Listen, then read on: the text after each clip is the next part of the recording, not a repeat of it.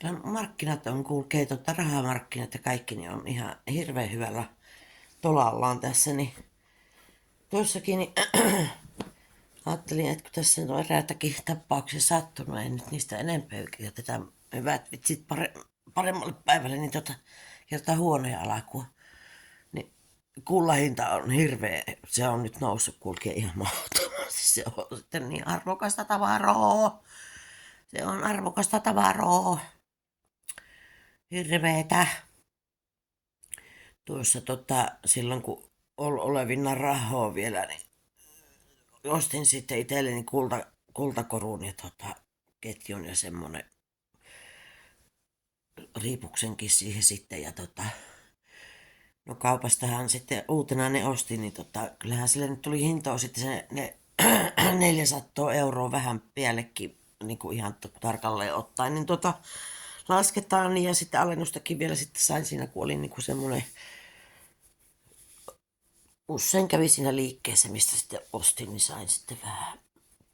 Ja siitä on jo muutama vuosi aikaa, niin nyt kun edelleen on tokulla hinta laskenut, niin nyt kun minä sitä ajattelin, että minähän myös hurrautan pois, kun on jäänyt vähän pitämättä se kulkee niin uuden veron ketju, niin laitoin 250, ei mene.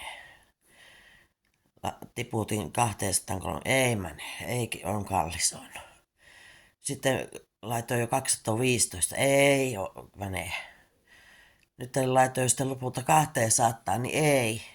Sitten yksi odottaa viikon ja sanoo, että voisin ostaa sen. Sitten se kysyy sekin, että mikä se on se viimeinen hinta. Niin minä kun sanoin sitten, että se on se 200, kun se on jo romukulla hinta, niin eihän sitä, niin en minä nyt ennen sitä sen halvemmalla niin anna sitten. Niin.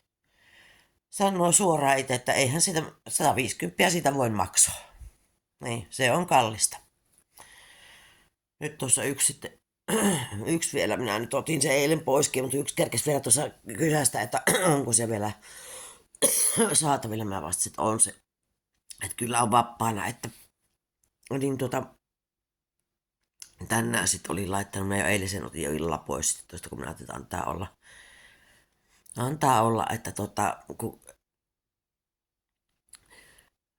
ei tätä kaupaksua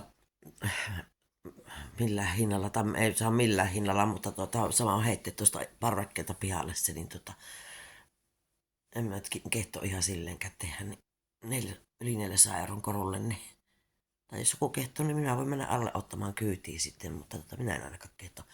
Niin kysyy sitten, laittaa sitten kysymyksen sen jälkeen tänään aamulla on uusi kysymys tässä, että mikä se on se viimeinen hinta. Niin minä sanoin, että se viimeinen hinta löytyy tuolta Kerava Soikkelista, että mennä sinne kysymään, että mikä se on.